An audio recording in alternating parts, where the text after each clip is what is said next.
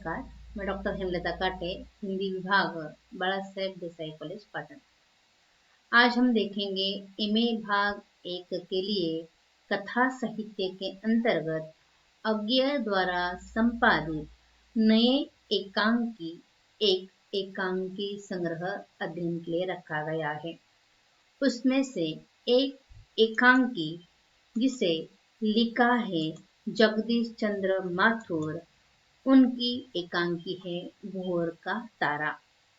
सबसे पहले भोर का तारा इस शब्द का अर्थ समझ लीजिए। भोर का तारा अर्थात उसे कहते हैं शुक्र तारा, उसे कहते हैं सांझ तारा, जो रात के वक्त आकाश में चमकता है। ध्यान में रखिए, यहाँ हमने चित्र दिखाया है जो रात के वक्त आकाश में चमकता है। अर्थात भोर का तारा केवल रात के वक्त ही काम करता है, यानी स्वयं के लिए वह चमकता है। लेकिन हमें स्वयं के लिए नहीं तो इस देश के लिए काम करना है, यह बताने का प्रयास प्रस्तुत एकांकी में किया है। यानी राष्ट्रीय भावना से प्रेरित यह एकांकी है, क्योंकि यह एकांकी यह बताती है कि हमें भोर का तारा नहीं तो प्रभात का सूर्य होना है। प्रभात का सूर्य क्या करता है? सबके जीवन को उजियाला देता है।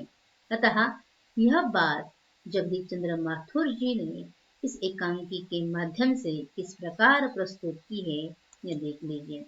इस एकांकी के माध्यम से जो लेखक बताना चाहता है, सबसे पहले वह बात, बाद में उसके पात्र। भोर का तारा जगदीश चंद्र माथुर लिखित एक एकांकी है, ध्यान में रखिए, जिसकी कथा एक और प्रेम कहानी भी है और दूसरी ओर राष्ट्रीय प्रेम से युक्त यह एकांकी है। अर्थात इसमें निज प्रेम से बढ़कर देश प्रेम के महत्व को चित्रित किया है। समाज सुख के लिए व्यक्तिगत सुख का बलिदान प्रस्तुत कर एक आदर्श की स्थापना प्रस्तुत एकांकी के माध्यम से की है।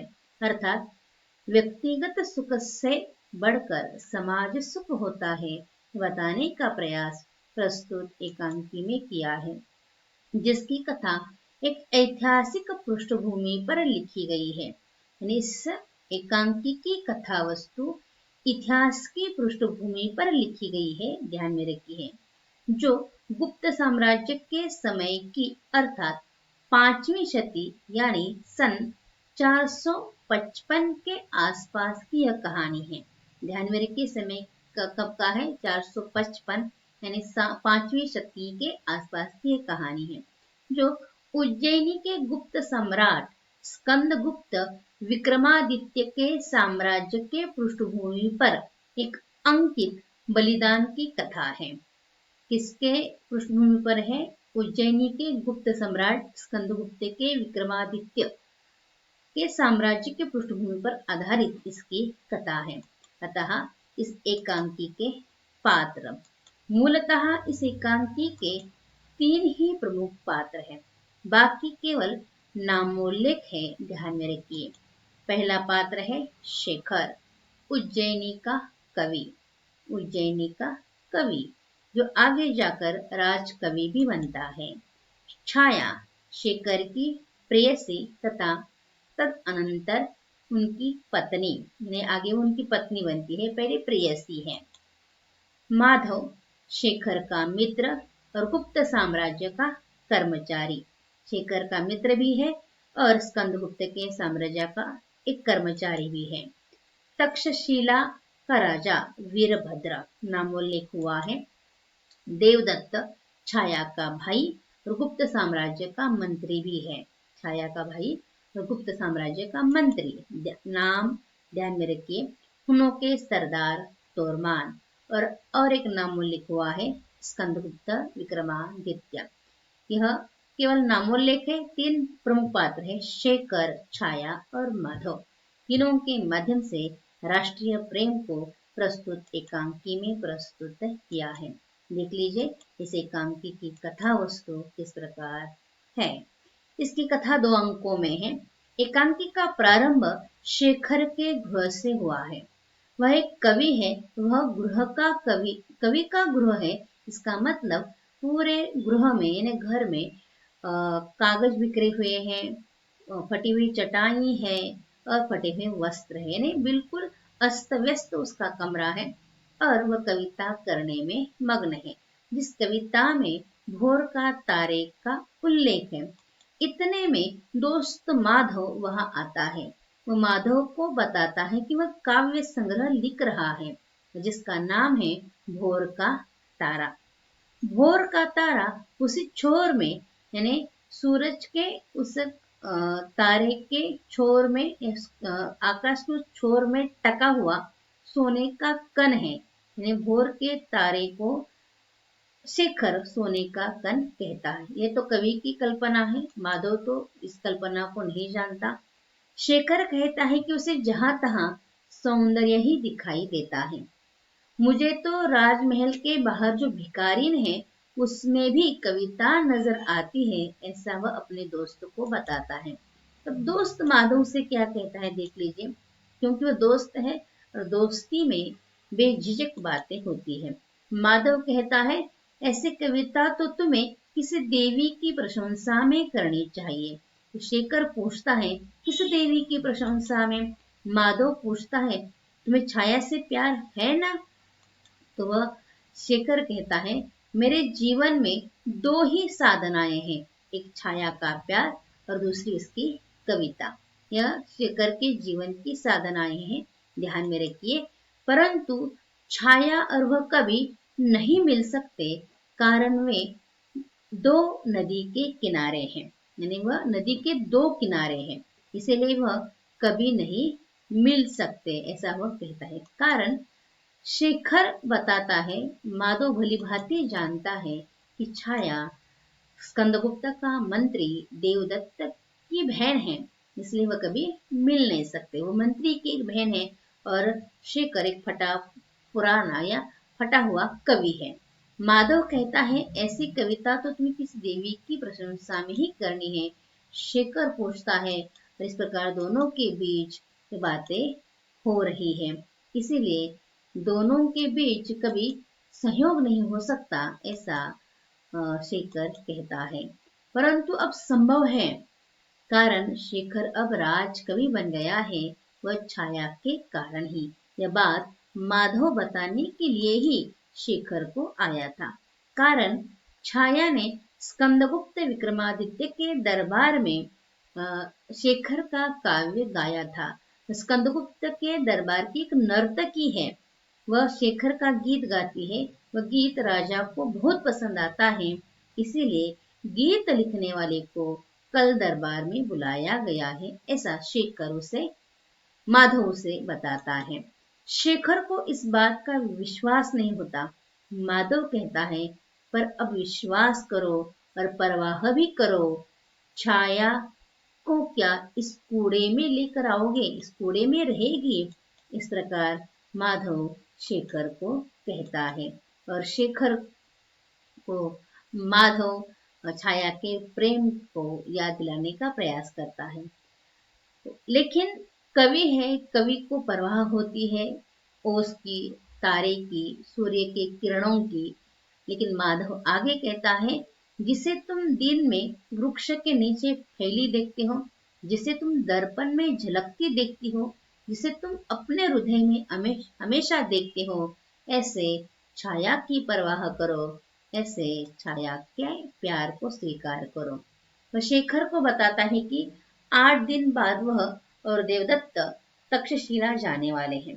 सम्राट ने क्षत्रप वीरभद्र के विद्रोह को दबाने का आदेश दिया है, क्योंकि वीरभद्र अब आक्रमण कर रहा है, उसके विद्रोह को दबाने का आदेश नहीं मिला, इसलिए वो दोनों 8 दिन के बाद तक्षशिला जाने वाले हैं देवदत्त के विद्रोह को दबाने के लिए।